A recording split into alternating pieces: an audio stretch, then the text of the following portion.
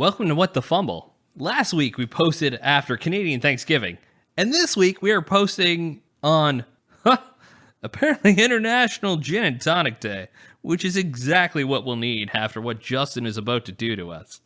The group finally finds themselves on land, but have they landed in the wrong place? Is it a safe harbor? Or is it a frosty capital that one of us has no time for? The nightmare continues on episode 7 of What the Fumble, Disorderly Conduct.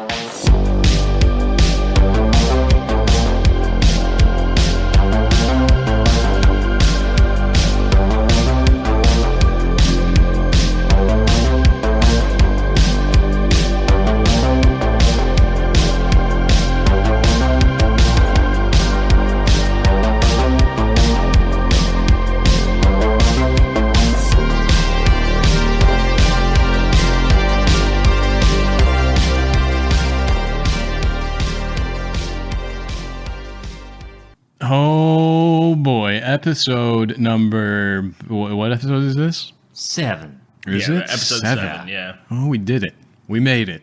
We made it to episode 7. I'm feeling lucky. This is going to be the first episode where you're going to spend the entire time on land, I think. Assuming everything goes according to plan, this is the first land-based episode. Ho ho! We're just on a giant turtle going through the ocean. Right. Just to throw us off even We're on more. some kind of creation myth. Could be. It's going to be a good one. Before we start, though, I want to know everybody's favorite horror movie villain. When I say horror movie villain, what comes to mind? And I want you to think, like, in terms of which would be the worst one if they were real. Like, if they really existed, what would be the absolute worst of the horror villains? Some of them you just got to do enough damage and you assume like the might of the military will eventually take them down. Yeah, I mean, I guess. But, like, I feel like in any slasher flick, there's, like, the MacGuffin of, like, oh, but somehow in this movie, he's better. Right, yeah, there's always that, yeah, like the Jason movies are kind of Jason like 2000. that. Yeah. It's like Jason's back for the 17th time. Jason's in space. Whoa! You need to re-kill him. So who is it? What's the answer? Jack Torrin. Jack Torn? Jack Nicholson's character in The Shining. Oh, of course. That's right. Oh, that's a good answer. Oh, yeah. Bit of an unconventional answer here. Willy Wonka. Willy Wonka? Listen, if that isn't a straight up horror villain, I don't know what it is. He lures children into a factory with, treats and all kinds of other things, and you go through his crazy fever dream of a factory. Wait, Johnny Depp or Gene Wilder? Gene Wilder. If you don't answer Gene Wilder, you have to leave this room right now. Well, no, of course. It's Gene Wilder, but Johnny Depp, because that's also a horror unto itself for different reasons. But still, Willy Wonka. If Willy Wonka was real. Well, think about it. He runs a factory that everybody's running this lottery for, and it's this big deal to get a golden ticket, and we have this super poor family where their only joy in life is the fact that they could go through a chocolate factory with, all kinds of weird, bizarre creatures. Like, come on. How is that not horror? So the That's real right. horror villain is capitalism? Damn it, Colin, get out of my head.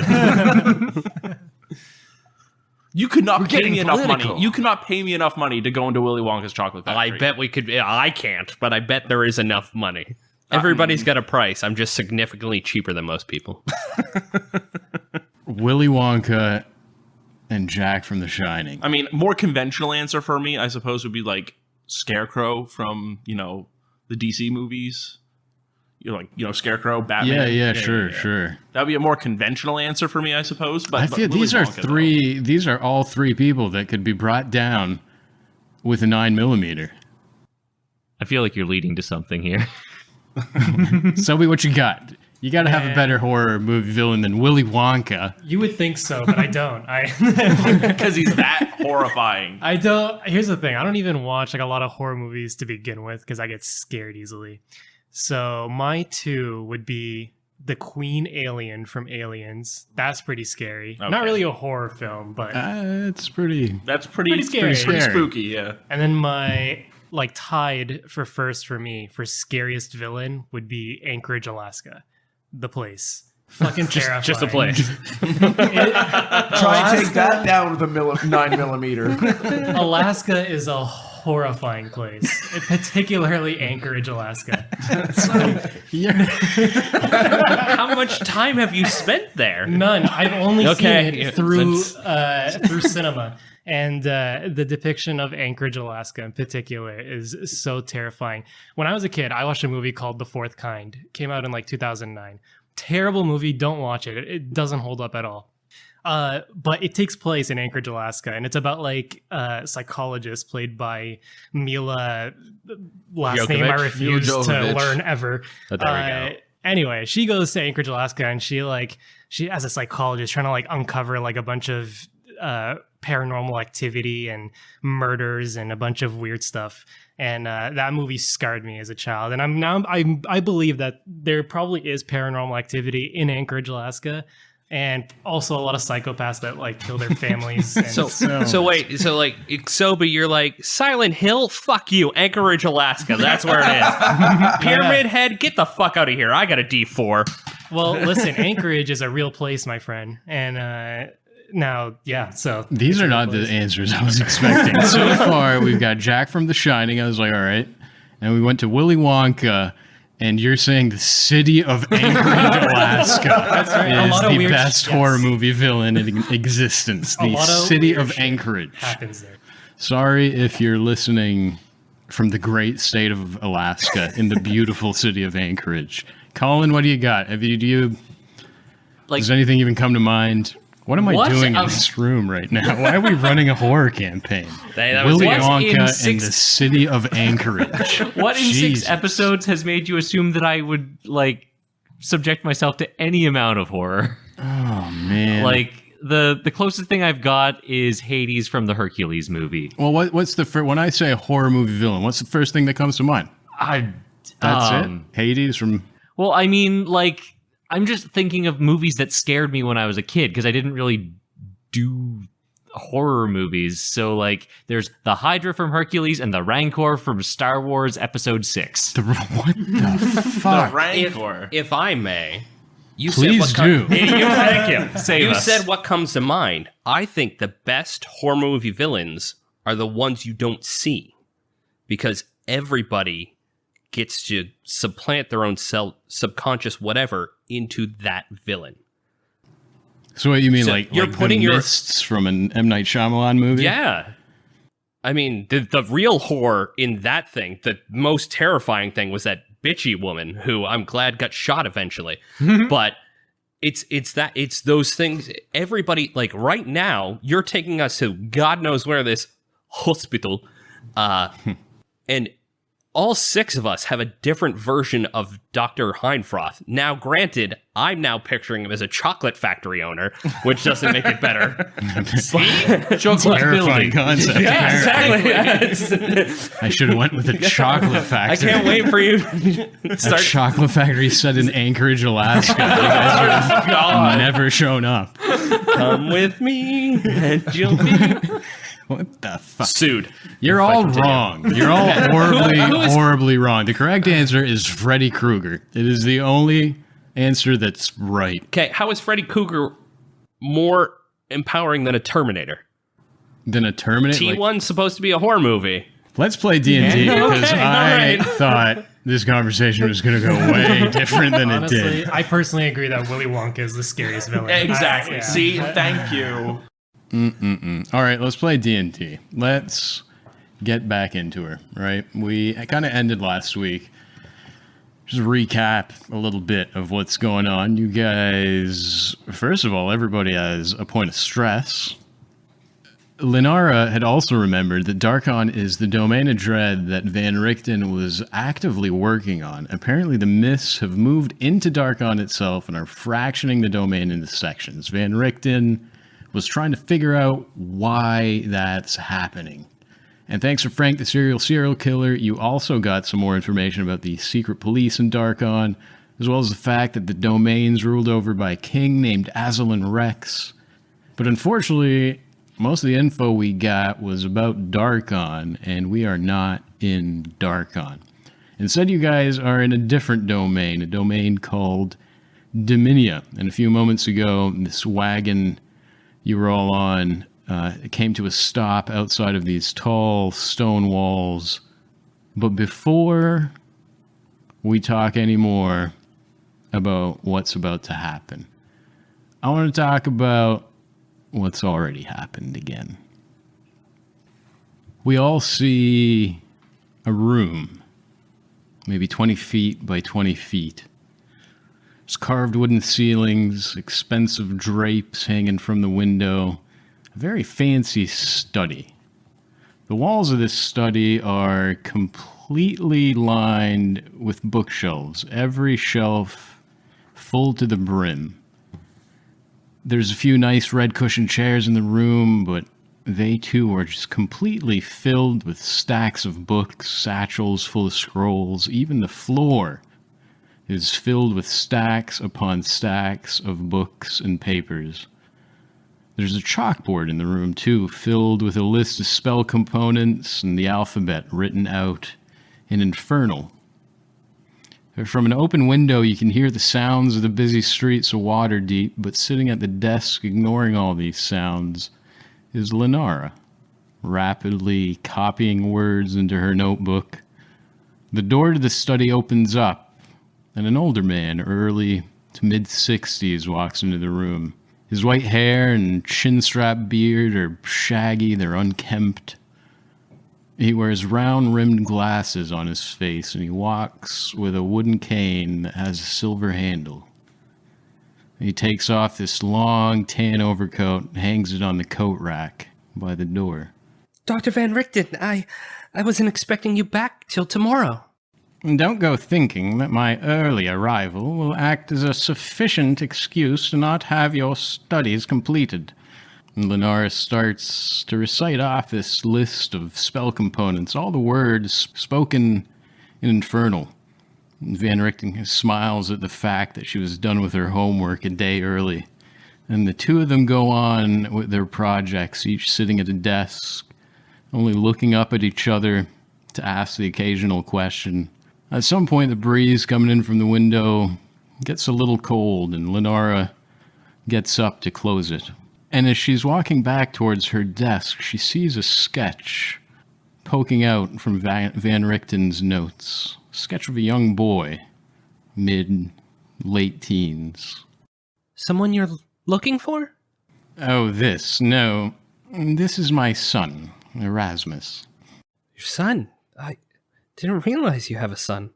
Is he here in the city? Van Richten pauses for a long moment. No, I'm afraid not. He passed away some many years ago, slain by a vampire. A tragic tale, one I'd rather not go into too much detail about. I still like keeping his picture close. It helps remind me of why we do what it is we do. I'm sorry. Is he why you do what you do then? You fight to avenge your son's death? No. I've seen what a life filled with vengeance can do to a man. No, I fight not for my son, but for those like him. The world is filled with innocent people, Lenara. When faced with the terrible evils of the world, these innocents stand no chance. I do what I do not for vengeance, but to protect those incapable of protecting themselves in the face of such an evil. And should you ever find yourself facing great evil, my dear, I suggest you look deep within yourself and find a similar reason to fight. Fighting out of vengeance, hatred, greed, lust for power, these things will destroy you in the end. If you remember nothing else from our time together, remember those words, Lenara.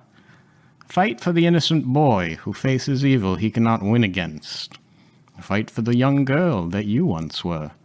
For that young half-elf so viciously bullied and called knife ears by her human peers. But never fight for personal gain. Fight to protect those who cannot fight for themselves.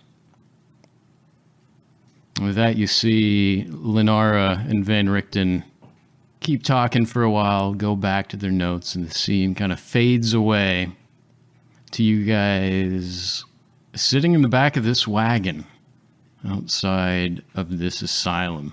What's everyone thinking? In the moment, Captain Baker has gotten down from the driver's seat and is opening the iron gates that seem to be the single entrance into these asylum grounds. And he's kind of walking back towards the carriage to come unlock your shackles. What's everyone thinking? What's everyone doing? Merlin is terrified. He thinks this might be the end of Merlin coming up here. He might just be trapped in an asylum forever. Hopefully not, but seems like a very grim future for Merlin. This is definitely a tricky situation for everybody, for all of you. A bad spot for some level 2s. Captain Baker, kind of comes to the back of the wagon and is taking your shackles off one by one and says, "We walk from here. It's not far." And gestures for you to follow him through the open gates. What is everyone getting down? What are you guys doing? What are you thinking? What's going on? Through the entire trip on the cart, has been incredibly agitated and just sort of rocking back and forth since they put the mask over her face. Just been almost catatonic at that point. And as soon as any sort of her hands are freed, she immediately her hands will go to the mask and try to lift it off. But yeah, you start lifting it with ease, and Captain Baker looks at you and shakes his head. Says, "You're very important. All look same." But why? Why is it so important? You've told us nothing. You can kind of see beyond the open gate a little bit too, and you see the grounds of the asylum. And they're filled. The grounds are actually extremely well kept. The grass is luscious and green and healthy. There's some gardens in the back with healthy growing vegetables and fruits and all kinds of stuff.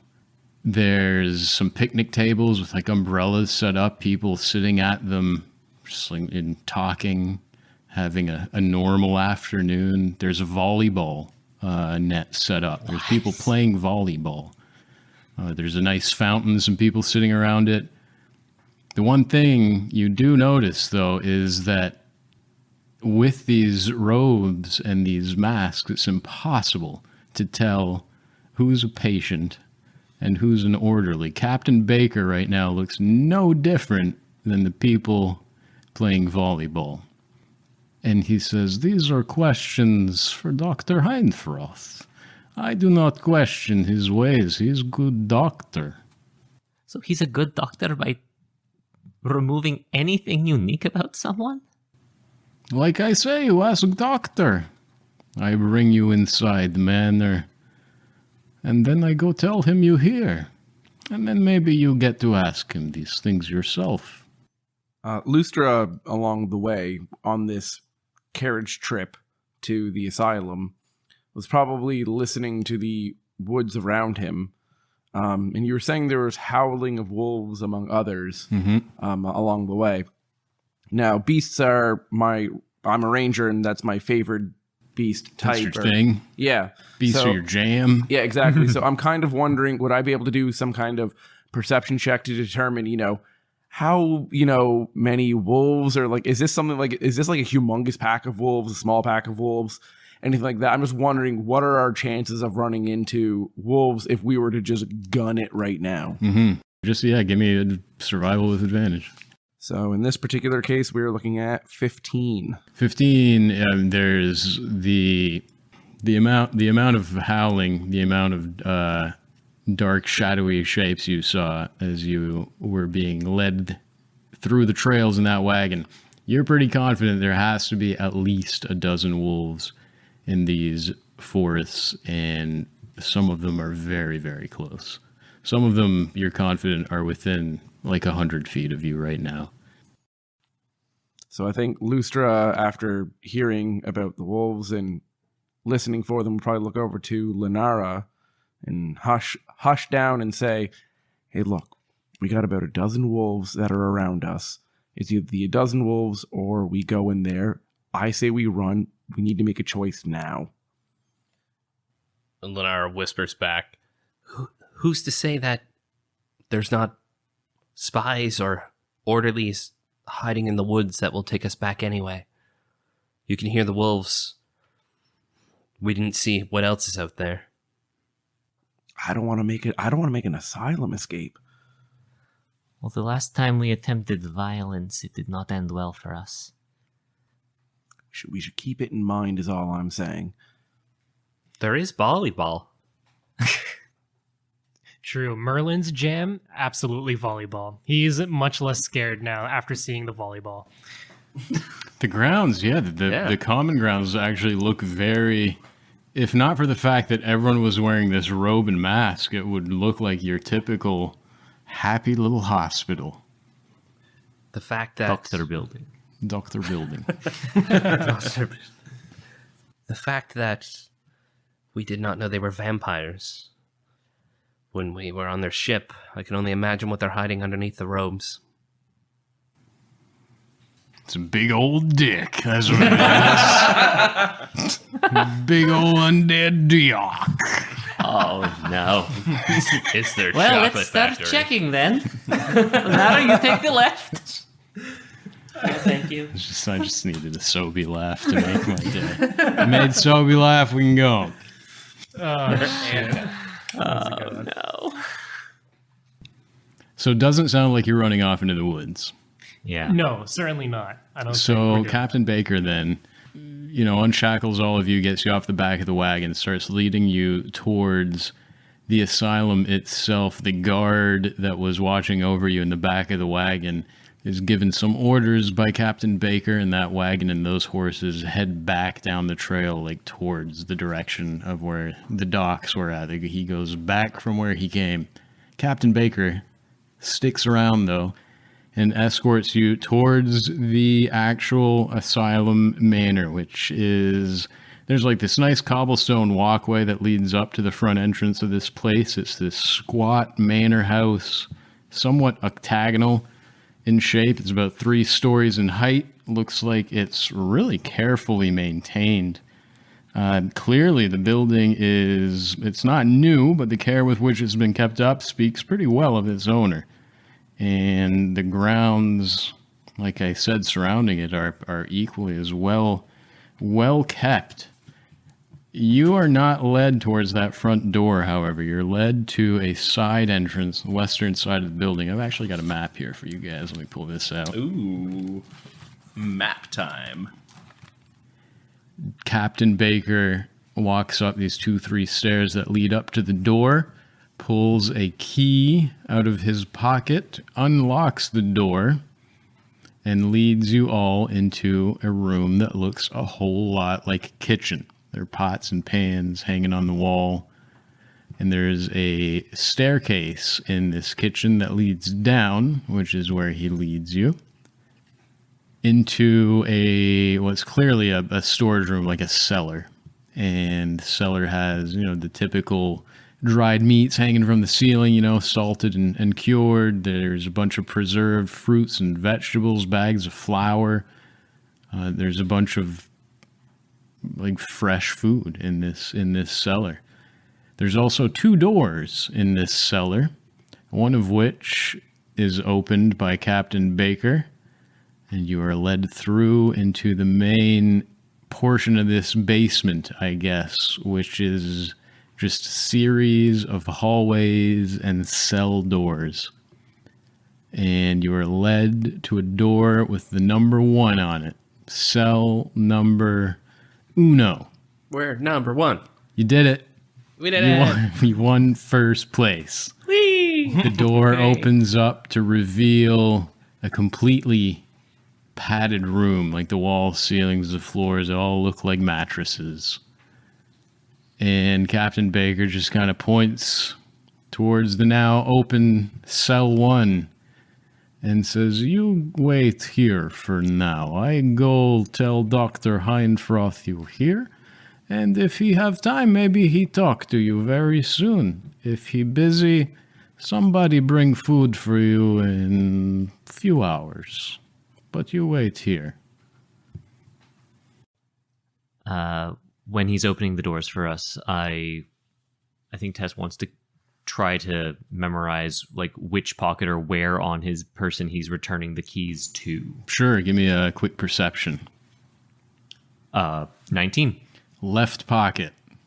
Left Cool. front pocket of his pants. All right, we'll have to flex that seduction later. It looked like, well, that's a pretty good roll too. It looked like a key ring that had it looked like it had 3 different keys on it. Okay. He has a key ring with 3 different keys. Front left pocket of his pants. All right. On the way in, Lunara wanted to look at the floor, at all the doors, to see if there was any similar runes to, like on the boat with the undead. Sure, give me a Opening perception. doors. Yeah. All right. That I can do. That I can't do. That's a 4. Yeah. Don't see any. It's hard to see through these, just the 2 little eye slits in the mask. I think I got the wrong hood. Merlin is going to wait for Captain Baker to leave and just to kind of like buy himself a little bit of time to get back into that other room with the preserved foods because it's been a little while of just hardtack. Unfortunately, it doesn't look like he's going to leave while you are not inside this padded cell. Shit. Well, that puts a wrench in Merlin's plans. We'll just go in on the honor system. You leave us out here. Lunara picks the comfiest corner. So Lenara goes in. Anyone putting up a fight? Slash begrudgingly slithers in. He's going to look around and snarl and go in. One last thing before Tess steps in. She wants to just inhale really hard and try to see if she can glean any scent of formaldehyde from anywhere while we're in this building. Or if that was just the Mercy ship exclusive. You haven't smelled any yet. I mean, formaldehyde is pretty distinct smell. It's really strong. You don't smell any in the rooms a couple feet of this manor you've walked through. You did not smell formaldehyde. No. It's something. But yeah, she'll step in as well. As does Merlin, loudly explaining how unlawful imprisonment is a felony in Waterdeep. So you all enter this padded room. The door is closed behind you. The door itself almost disappears into the wall. There's no difference between, the other walls and this padded door. You can hardly tell where the door just was, if not for the fact that it does have a little slit at the bottom, about 2 inches wide, but 6 inches long, enough to slide a little tray of food, that kind of thing, through the bottom of the door when mealtime arrives. But any light or sound coming out of that little slit quickly goes away as a panel is kind of slid forward from the outside, blocking even that little slit. And you guys are now in a padded room. You can hear the door lock, and you can hear Captain Baker walk away in the direction he brought you from. The hell you want to do now? Is there any light in the room? Yeah, there is a little bit of light coming from, it looks, well, why don't you give me maybe an Arcana check? Oh, of course. That is a 3. 3. I mean, that's still enough to see the fact that there's light. You don't need a successful roll there. But yeah, you assume there's some kind of magic kind of lighting up 1 or 2 of the little buttons in the mattresses kind of thing, keeping just a little bit of light in this room for you. As soon as the slit slides closed, Tess is going to rip the mask off her face. Sure. As does Merlin. I'm also going to take off most of the clothes that I've put on. Sure thing. Yeah. Slash is going to sort of, just slide the mask up, and kind of wear it like a visor almost. Okay. Lustra will do the same. Lunara's going Occam's razor, and you know what? It's not hurting her with it on yet, so she's just going to keep it on. Fair enough. Oh, man, I love this. This is the part, I don't even know what happens next. We're there. We got to the part where it's all on you. What are you gonna do? Oh, boy. Gonna stay in this room till I come and get you? Oh, man. Lenara's just going to start doing push-ups and sit-ups, getting jacked for when she's ready for a jailbreak. Jailbreak. Well, that's effectively what this is. Tess is going to reach into her pack and pull out one of her torches, and she wants to light it and beeline towards Lenara.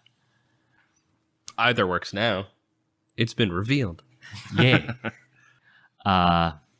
And she's going to just grab her shoulder, and She is immediately, as soon as you touch her, she's going to try and wince and push you off of her. Tess is just going to step back. You can see on her face, she's incredibly agitated, and the flames flickering on her face are kind of making it worse. She looks a little deranged at this point. She says, "What does it say in your book about this place?" This place in particular, I have no clue. There must be something in there. You worked with Van Richten. I mean, I can go through. Look again. Sorry, DM. I'm being interrupted. No, it's all good. I can look through it, but is there anything about an asylum in Dominia about Dr. Heinfroth? I don't think you ever actually made a history check about Dominia, but go ahead. All right. I don't think I did. I think Darkon really rocked stuff. 12. Yeah, I mean, you don't have any more information than what's very obvious now, I apologize. It was 2 months, and I only brought one book with me. I don't have all of my notes. We can only deal with what's in front of us right now. So, first things first, we need to get out. We need agency. We need our own freedom. Well, hold on a second. I mean, Captain Baker did say it could be just a short while before the doctor sees us. Maybe we just wait 15 minutes, and then we try busting down the door. Did you see the healthcare we had on the ship? I don't know how quickly a doctor will see us here. And considering what was on the ship, I don't even want to meet this Dr. Heinfroth. I'm actually quite curious about the doctor myself. I'm curious what kind of care he keeps, and I'm curious what exactly it is that made him a doctor. Whether or not that is for our own benefit and health, I think is irrelevant, because at the end of the day, the way Captain Baker speaks about him suggests that he has more pull than just what's inside these four walls. I feel like if we're going to do any kind of jailbreaking, it will require negotiation. I don't think we're going to be breaking out of these four walls anytime soon. Slash takes out his sickle and rakes it across the padded wall, trying to see what's beyond the padded wall. He assumes it's going to be stone, but he's hoping he'll be pleasantly surprised. Can I try and stop you before you cut more than a foot? Sure. If that works, then after you cut, I would like to mend that. So at least we don't leave Marks, yeah, evidence of our investigation. Of course. Oh, very smart, very smart. Very, very smart. That is the kind of stuff this is going to take. You know what? I haven't done it yet. You take your first inspiration of the campaign, I think. Inspiration! For thinking of that. That's a good plan, is to cover this up. But you do that. You cut into the padding, and sure enough, stone walls right on the other side of the padding. And then Lenora mends it back up, makes it look like nothing happened. So I suspect that this building made of stone is keeping the flesh inside. Slash sort of taps his foot in agitation. I don't suppose we really have much of a choice but to wait for the good doctor. We'll put it this way. We're trading what for what here. We're going to be trading our freedom. Chances are the stuff on our persons to stay in this asylum for his own gain. What do we stand to gain by staying here? Lenara yells, "Cut arm!" and waits for footsteps. There are none. Like the 15 minutes that Merlin suggested waiting at the very least passes as you guys are discussing all this. No one comes back for you yet. Well, it seems that if they are listening, they are not that inclined to respond to us. And now we don't have two individuals watching us. I am more inclined for your prison break. Well, let us not be so hasty. Slash wants to look around the room. Is there... I suppose he could do a detect magic. He's going to do a ritual cast of detect magic. And specifically, he wants to know if there's any sort of spells that might be watching us. Very good question. Why don't you go ahead and do that? So, ritual cast detect magic, and I'm assuming there's going to be stuff for the continual light, but... Yeah, the little buttons that are providing what little light is in this room definitely pop up, and you kind of assume there's probably a continual flame spell on those buttons. And where else? You're looking for... I'm looking specifically for divination magic, the kind of magic that would watch us. Sure. And this is what, 30 feet? Is 30 feet. Yeah, 30 it is foot indeed. cone extending from his face. He can move it. I can look around. Do the lighthouse move. Yep. You get stopped by certain thicknesses of Spell stuff. can penetrate most barriers, but it is blocked by 1 foot of stone, 1 inch of common metal, a thin sheet of lead, or 3 feet of wood or dirt. How you want to flavor that up for padding is up to you, I would think. You feel the presence of magic beyond this, so you feel like you're confident these walls aren't lined in lead, because you do kind of pick up on, as you were led here, you saw there's another cell like right across the hall from you, like it's labeled cell number 2, and you're kind of feeling that same magic that the buttons in here are given. So you assume there's other lights on by magical means in the room across the hall from you. But nothing's coming back as divination. All you're picking up are the tiny little continual flame spells. Well, it would seem, if nothing else, they are giving us light, but are not watching us magically. So a prison break might not be a bad idea in this respect. Do we know how deep underground we are? Were we just like a story, or we're taken fairly You've down? only been taken down 1 story. Yeah. If we could get through the stone, we could repair the padding. We can Shawshank this, which is an abyssal term for cut and cover. It's where you take a poster and make a hole behind it. Which leads... Actually, this is just a padded room. There is no toilet, yeah? Well, that's a good point. Yeah, there's not. Great. There never is in a D&D game. There's just like Nobody there poops. never is. Nobody poops in Nobody D&D. poops. Okay. My superior elven metabolism makes it not much of an issue for me, but... My standard humanness gives me IBS. So Lennar moves to the other side of the cell from Merlin. Yeah, no toilet. So if you got to go, Prestidigitation can only do so much. You go in the corner. the door that we came in, I assume, is also padded on the inside. yep, sure is. Now that it's closed, the only reason you can tell where it is because of that. There's a slot on the bottom of the door, and that's really the only distinguishing feature. If that wasn't there, you'd hardly be able to tell the door is there. Does it look like they have a slot where they can like see in at eye level and then like... No, just that one on the bottom. Oh. Lenara, Yes. you can fix the padding, so I'm going to go and scratch at the padding at the door if you want to fix that up. Within a foot. So do not get carried away. Yeah, I just want to see what this door is made of. So I'm going to cut the padding, Sure. enough so that I can get to the material of the door and what is this door made out of. Yeah, it's just, standard iron door. Like, is it bars or is it like, No, it's a full iron plate of slate? metal. Gotcha. Well, I don't think we're bending this or anything. It's made of complete iron. And are the hinges on the outside or the inside? It's Do we have access to the hinges is a more direct question. From your perspective, it's a push door, whatever that means. So that'd be an outswing door. Thank you, Mr. Doors. I don't think we've mentioned it yet, but on the podcast, but David knows the shit out of his doors. David sells doors. I'm a door and window specialist There at you an go. unnamed place of work. That's it. We won't name where because they don't give us any cashola.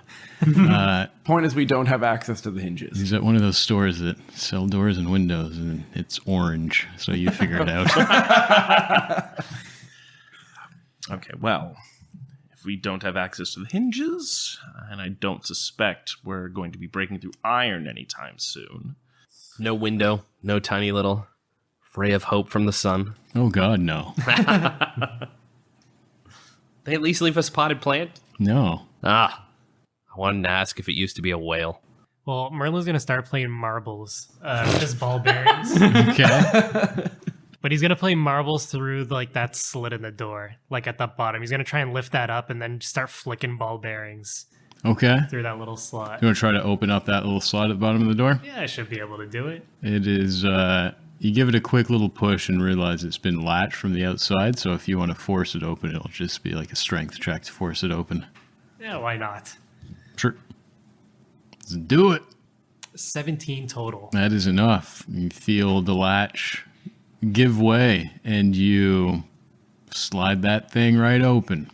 There you go. You can start throwing ball bearings if you want now. You want to do that? Yeah. How many are going out there? You got to what? They come in a batch of 1,000. Is that right? Is that? I don't know. I'm pretty sure actually. they do. Yeah, it's a bag of It's a 1,000. bag of Oh 1,000. man, yeah. I'm gonna have a lot of fun then. It's going to be a long night. Go for the high score. Yeah, we're gonna try and like touch the wall on the other side with these ball bearings. So I'm gonna start flicking one by one. Yeah, and you do so successfully. Like you managed to ping one off the door on the other side of the hallway. Yeah, we're just gonna keep going Okay, for as long until someone tells me to stop. sure. Lenara is sitting here thinking of plans and then getting like mid-thought sees Merlin just sitting like probably crisscross applesauce just flicking these outside and just loses her train of thought and just occasionally comes over, pokes one so that it's pink, pokes one so that it's purple, pokes one so that it smells like cinnamon as they're just rolling down the hallway. It smells like cinnamon. I like it. I love it. Sounds like, I mean, you guys are in this room long enough to start to kind of get bored and wonder when someone's coming for you. I'd say probably an hour passes, ain't nobody came for you. Lustra has a plan. Sure. Since Merlin got that little slot open, does anybody have a mirror? Slash holds up the mirror that I'm sure was pink earlier. Yep. Okay, cool. So I'm going to take Slash's mirror. I'm going to stick the mirror through the latch and see if I can try and find a doorknob or a lever or the opening mechanism for this door. Sure. Without any kind of check, you find a lock. The opening mechanism is a handle with a lock underneath it. Not like a turning knob, but like think of a handle you'd have on a jail cell door. Okay. The big like iron handle and a lock right underneath it. Cool. Okay, this may take a few tries, and I'm going to use the mirror to go left and right to look up and down the hall. There's no one patrolling the halls. To your left, the hallway seems to end maybe like 10 feet away from you. Like it ends in a dead end to the left. To the right, it keeps going for as far as you can see, like at least 100 feet, and you see numerous other cell doors going down that hall. But no, there's no one that you can see on patrol. Now that this little door is kind of cracked open, you hear the voices of some other patients of the asylum are down here. You hear the occasional scream, the occasional cry. The occasional, Nope. oh, oinks. No oinks. Okay. So once I get that mirror in place, I'm going to angle the mirror in such a way that I can keep it on the lock. And then once I do that and figure that out, I'll be like, okay, look, Slash, if you want to hold the mirror just like this, okay? Make sure that the lock is always in vision of this mirror. Yes, Slash goes, okay. Cool. Then I'm going to sidle up next to him. I'm going to tie a knot around, because I have a Dungeoneer pack, so I have rope. So I'm going to take my rope, tie a knot, make a little noose as it were. And with him putting the mirror against the lock, I'm going to use that as my eyes. And I'm going to reach my arms around and I'm going to try and loop the lock with the rope. You mean loop the handle? You Loop the the door? handle, of the door with the rope, okay. with him using the mirror as my eyes. Okay. This is one of those situations where like we're not in combat, so you could sit here and kind of do this over and over again. Mm-hmm. Let's just do one I guess let's call it sleight of hand, but since this is a situation you can try a few times, let's do one sleight of hand with advantage. See if you can pull this off over the course of the next couple minutes. Remember, you're stressed. Oh yeah, Yeah, so you that's a That's negative right. one. -1 Yeah. to everything. Sleight of hand. God, what a great mechanic. I hate it. It says 1/5 of us, 1/6 of us. Oh wow, I rolled really well. That's even with the -1. That's a 19. That is really good. So you pull that off. Cool. The handle is looped. All right. Okay. Well, and I'll take the rope back up. Okay. So if everybody wants to grab on, I've got the handle looped. If we yank on this hard enough, I'm kind of hoping we break the lock from the outside. Break the handle Yeah. off. And Yeah. Break the handle off, and hopefully this thing opens. I think that the locking mechanism, if I'm not mistaken, on a jail cell door is entirely separate from the handle. I'm gonna trust the door guy on this one. As somebody who has recently been locked in a bathroom at work, it does take a lot to destroy a lock from the inside. Oh. We probably don't have access. But to then a again, handle. it took me less than an hour. And we've got time. Well, nothing ventured, nothing gained. If we are all committed to doing this, we would better all do it together. the beauty of being in a world that has dragons in it, too, is that we can just call this a strength check. There you go. So, is anyone going to give me a hand with this and yank on the rope? Guilty by association here. So, can I make an athletics check with advantage then, maybe? Yeah, I'm assuming someone in the room is going to aid you. Go for it. Cool. At a -1 because of that lovely stress. It's a great mechanic. Sticking to it. Holy shit, 19 on the die. So that would come to a 23 minus 1, 22. Ooh, DC was 23. Oh no! Oh, It was 25. You, with that, manage to, you hear a loud snap and can feel the handle give way and kind of bend underneath the weight of you guys pulling on it. And there is now, like, it's done enough damage that if you really put your shoulder into this door now, you'd probably get it open. well, nothing to it, I guess. Well, I suppose we try and get out. So. All right, how about before we immediately start this jailbreak, we talk about what we're going to do after we're on the other side of this door? Are we going to just make a run for it? Are we going to open up the other doors? It's simple. We all look the same. Everybody, the orderlies, everyone looks the same. We walk out like we own the place. That's not a half bad plan, actually. They probably have a way of telling the difference. I don't know if it's in how the things are constructed or what they can see, but Look, we go through the door to the basement, then we go to the cellar, then we go to the kitchen, then we go outside, and then we just got to get through the front gate. or we can climb one of the sides. That too, but that looks a bit suspicious when in full view of everybody. Would you rather, well, if we hide behind the house, it's either climb the house or the walls with nobody looking, or walk through the front gate with everybody looking. I say I'm with Salash on this one and walk like we own the place. Okay, well, what do we do here? What's our cover story? We need to give some reason. They barely understand us. It's better if we don't talk at all. Okay. Moreover, it may be something worth our trouble to see if these doors are unlocked. The more people out and about running around, probably the better. I would think that we could likely try these doors at the very least on our way up, and hopefully let loose a few more people in white robes.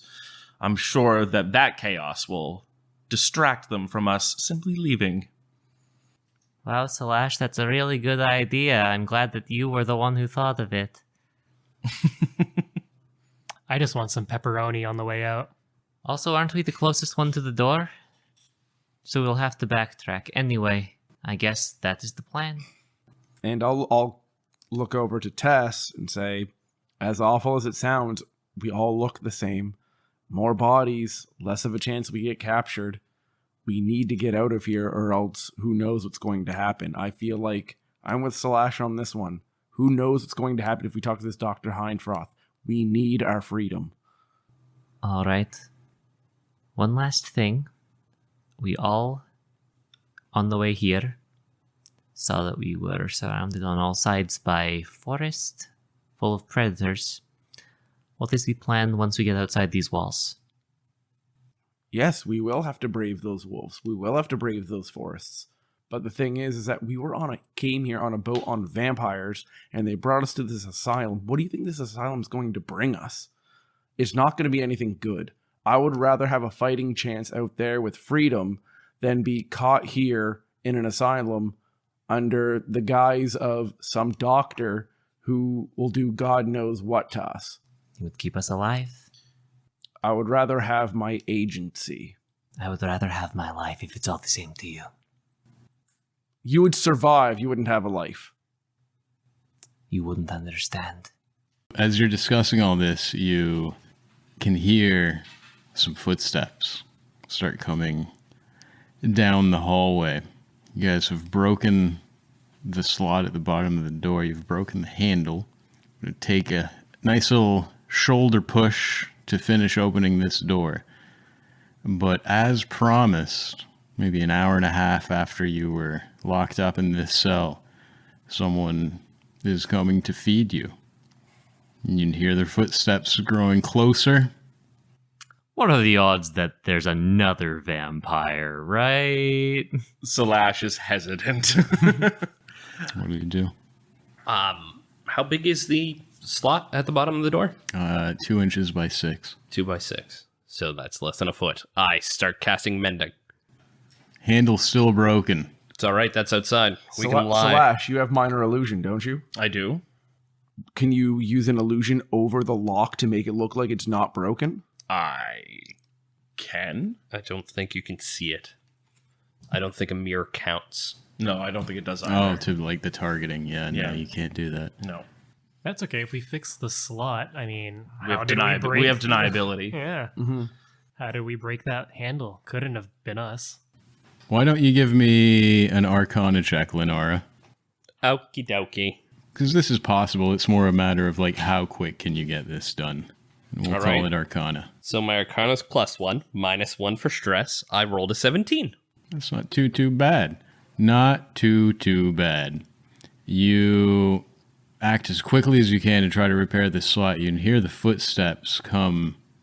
I mean, at this point, he's right outside the door. You can hear him grumbling. He's clearly noticed that broken handle. The slot that you just recently fixed slides open, and a couple pieces of hardtack are thrown through the slot. Do you do anything? Merlin just jumps up and starts kicking that fucking door. Fuck yeah, buddy. I'm done with this goddamn hardtack. Let's do this. Let's do this. Atta boy. Let's all roll initiative as you slam your foot into this door. I'm gonna ready my action to Hells attack yeah. him. Natural 20! Oh my god. The natural 1 on initiative? Does that do Initiative is anything? also -1 for stress. Yeah, it's a check. Oh. Looster, what'd you get?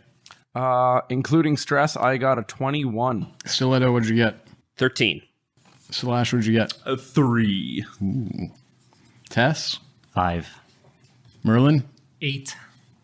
Merlin, why don't we actually start off with an athletics check? Because that's kind of what triggered initiative. So let's see if this door is currently open or not. Does he get advantage for hating hardtack? You said it was what check? An athletics check? Athletics, yeah. Okay. Remember to add -1. Yeah. Okay. So 12 total. You pass the check. Door is open. There is someone in a pale white robe, pale white mask. This could be Captain Baker. It could be just some random patient. It could be anybody. Impossible to tell.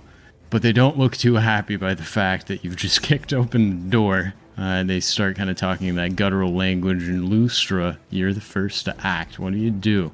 Door's open. Dude standing right outside of it. Oh boy. I think what Lustra's going to do is he's wearing a mask right now. Yep.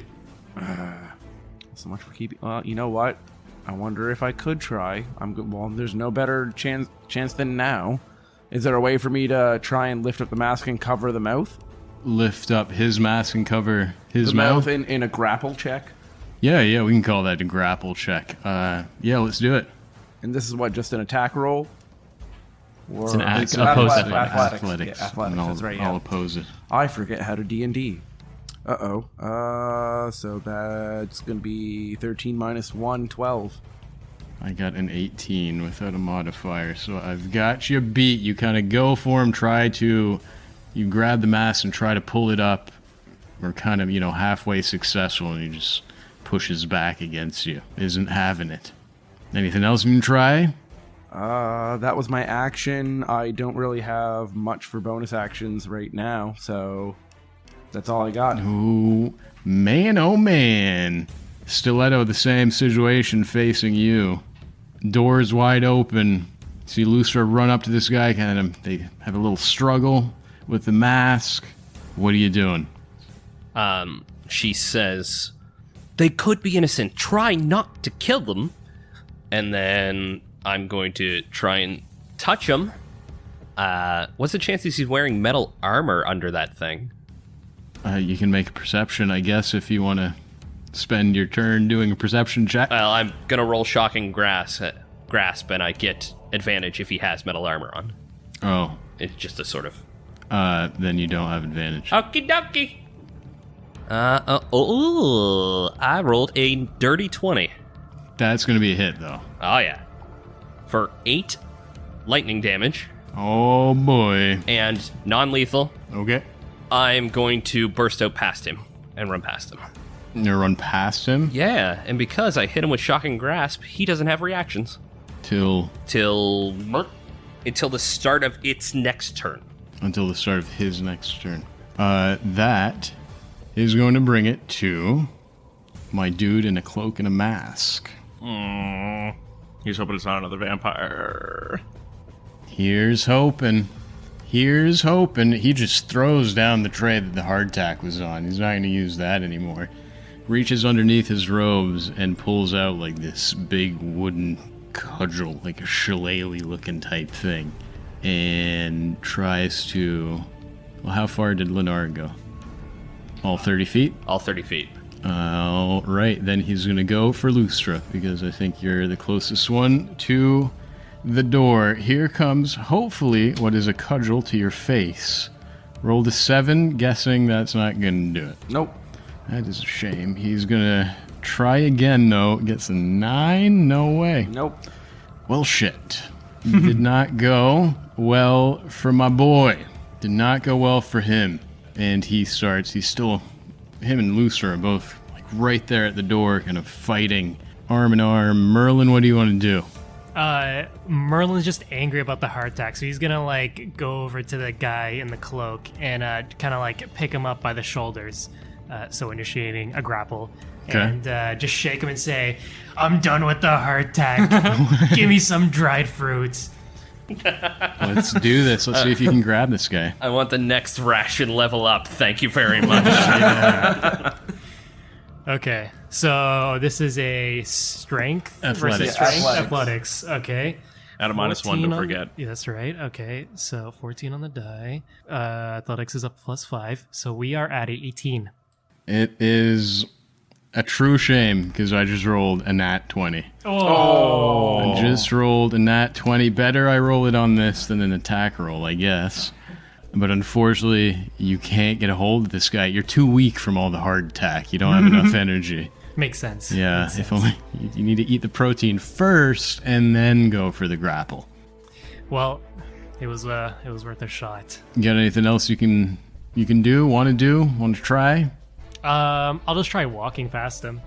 Yeah, sure. Yeah, If you do that, probably gonna take a swing. that's fine. Okay, sure. You're taking a swing from this cudgel then. 13 to hit Merlin.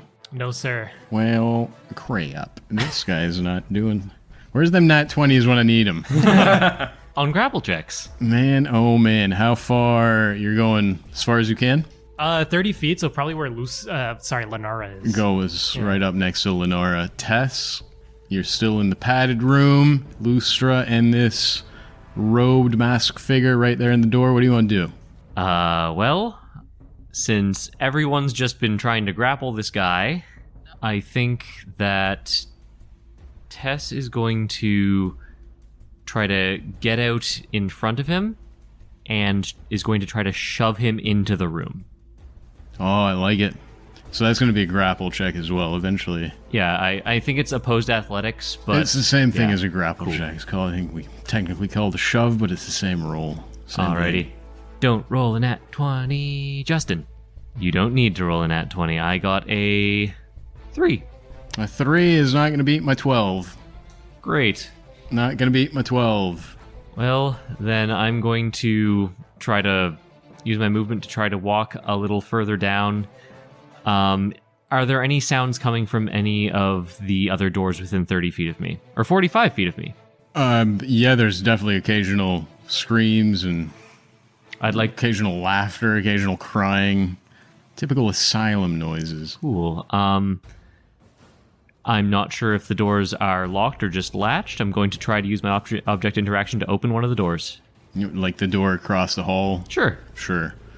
Well, you see it is, it's locked. It's the exact same setup as your cell door was, so it's locked. Okay.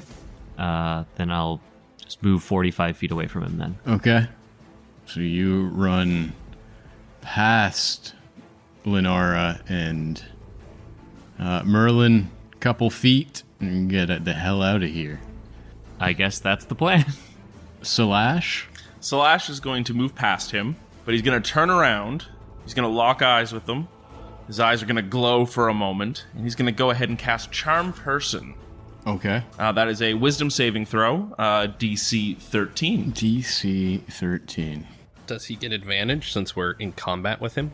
It just says you attempt to charm a humanoid you can see within range. It must make a Wisdom saving throw and does so with advantage if you or your companions are fighting it. So it does get advantage. So I have advantage. You have advantage, that on is my correct. save. Just got to beat a 13. Correct. Oh, the first roll doesn't do it.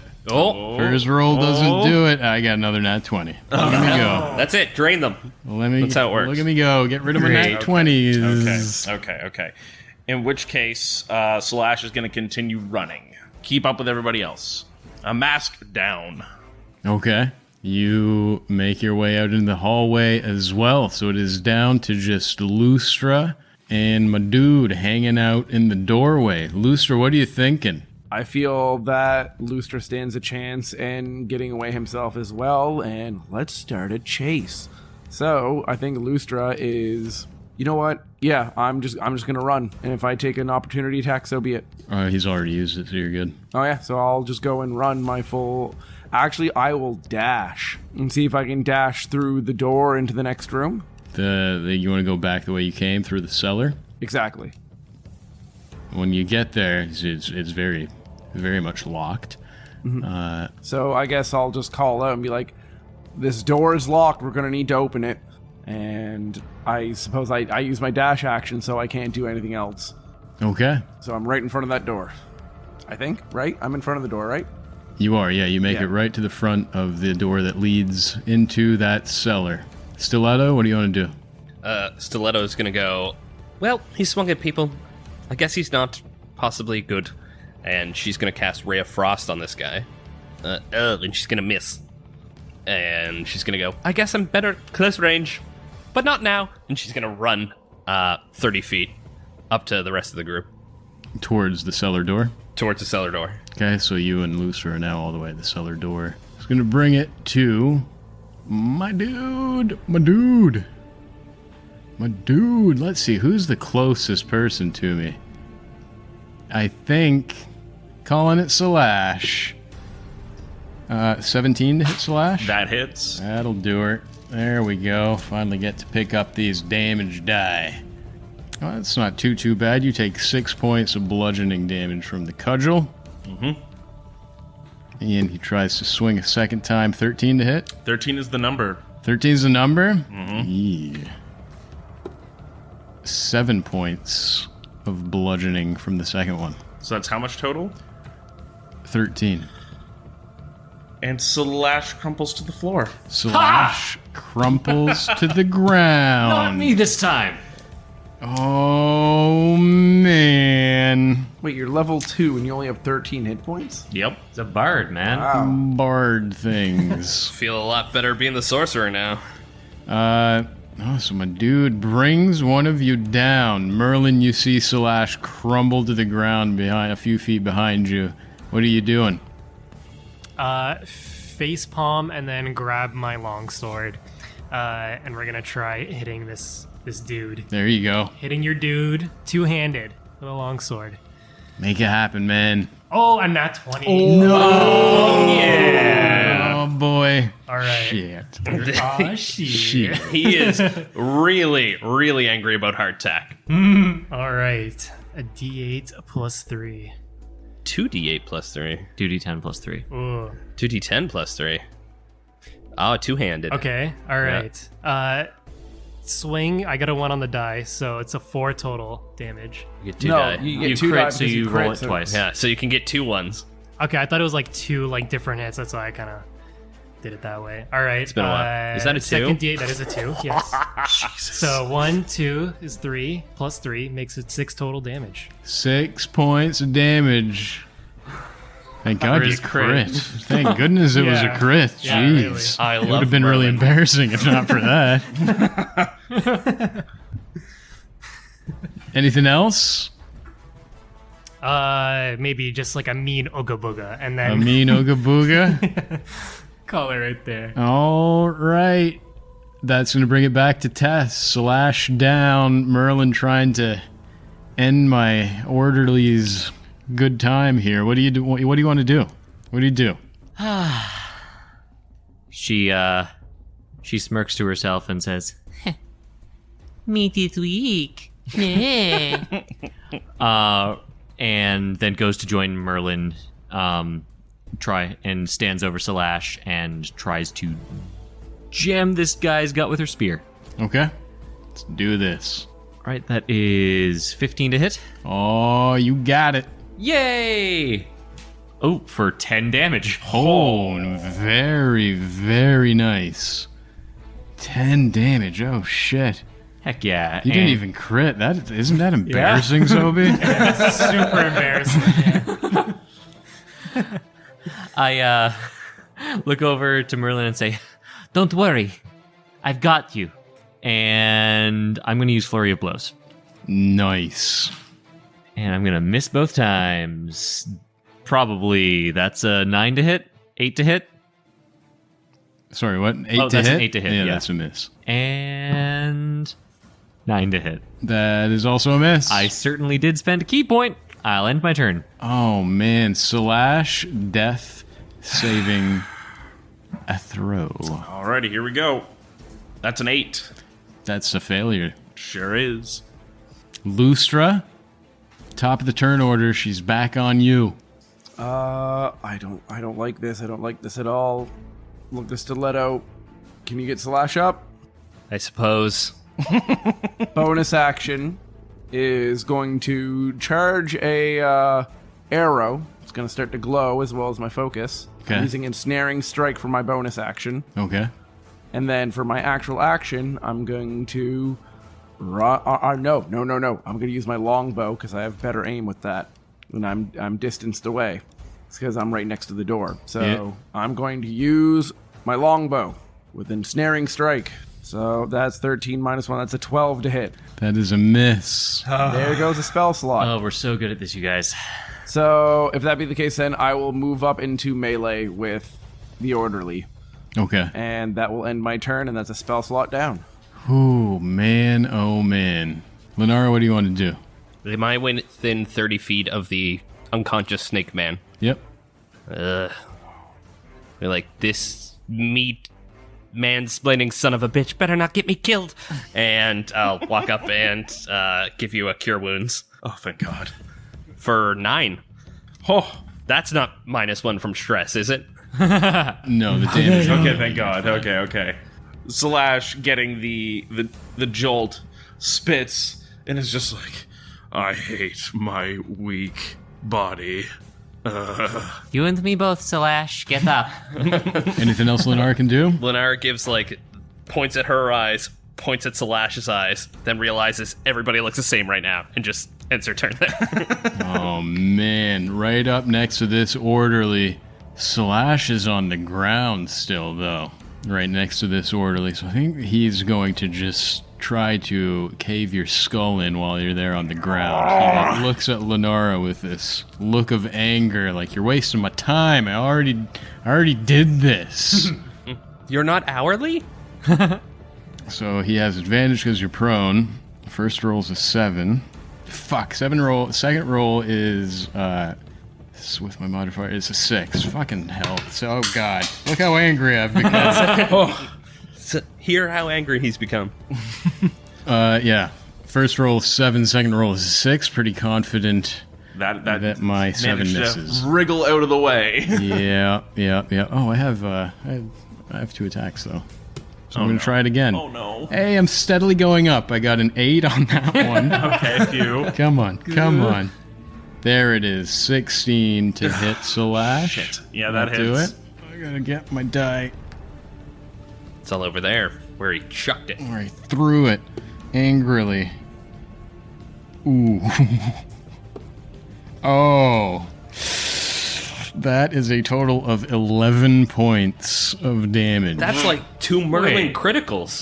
Yeah, this is like 11 Merlin criticals. Wriggles out of the way of the first one and then just gets bombed out. Yeah, so you get brought back up by Lenara, and then this orderly just cudgels you in the skull and puts you right back down. Merlin, what do you want to do? I'm gonna hit him again. Hells yeah. Hells Do it. Yeah. Do it. All right. We get a 12 to hit. A 12 to hit is a miss. That's a miss. Okay. I'm gonna try it again with an action stage. Attaboy. Come on, man. Come on.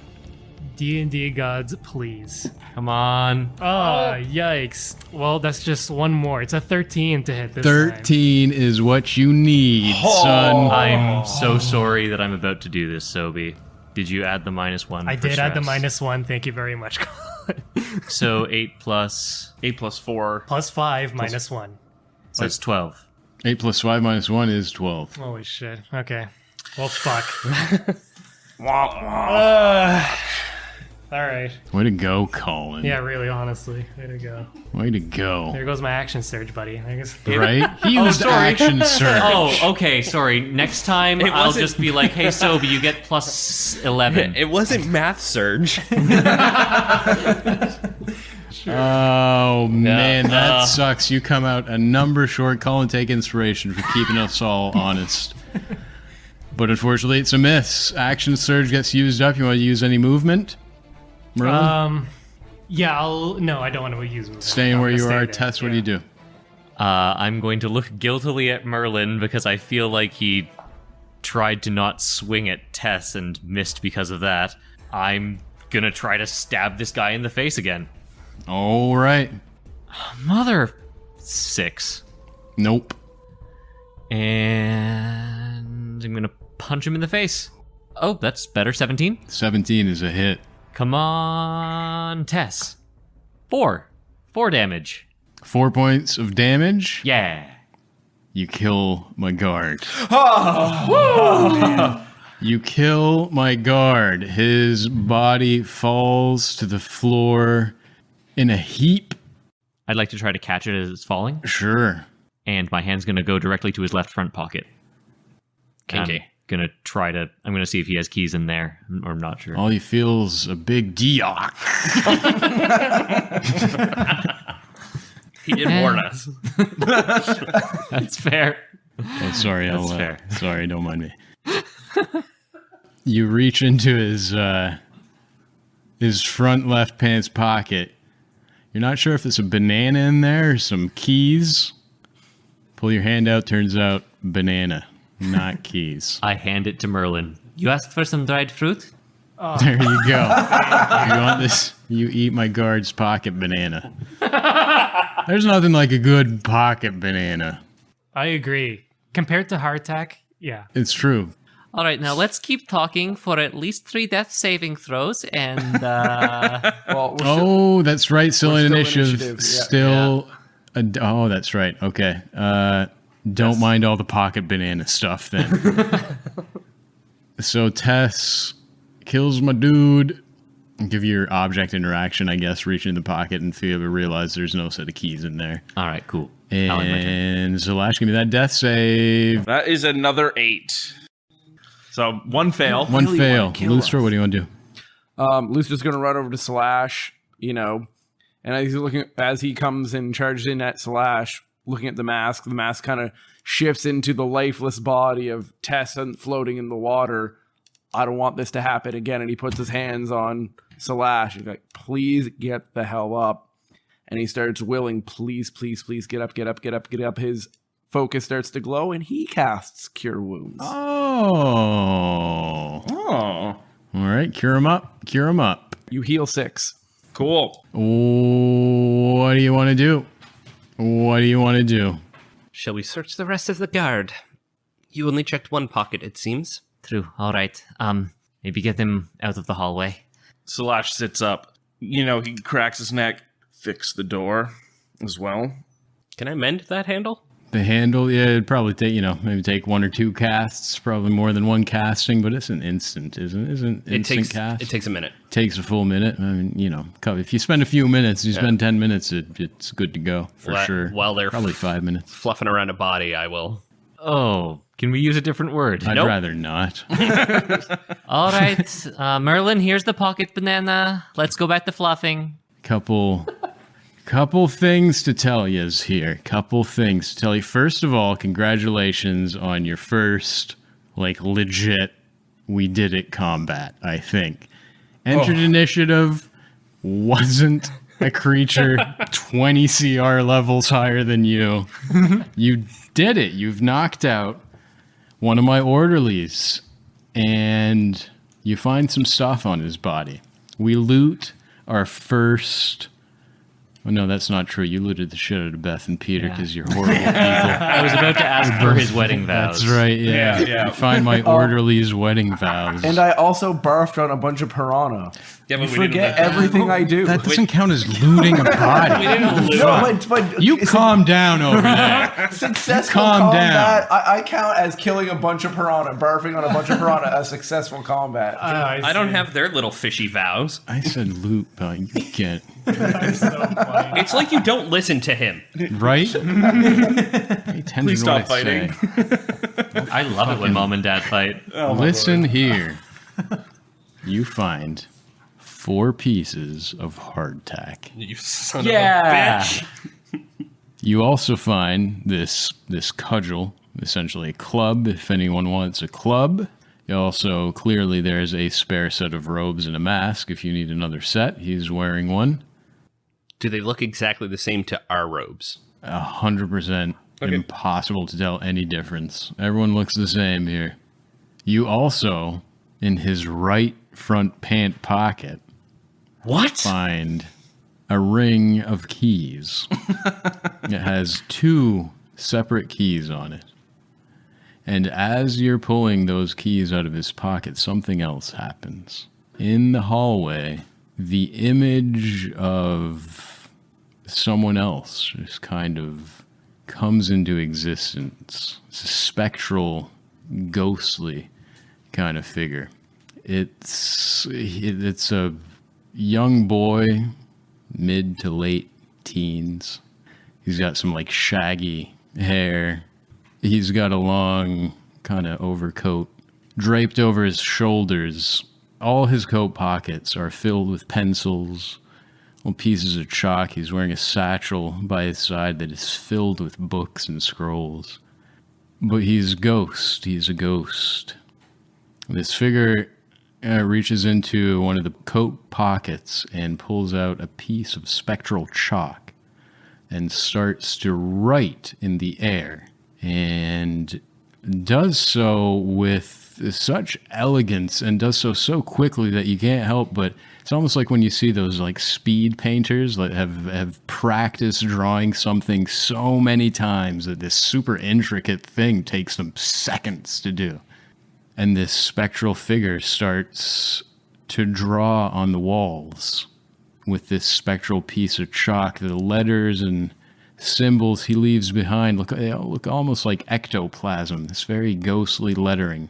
He draws the image of what you can only assume is the island of Dominia. Draws a map of the island. You can see the docks represented, the asylum represented. He draws what looks like the floor plan of the basement you are in right now. Puts a star by the cell that you were just in a few moments ago.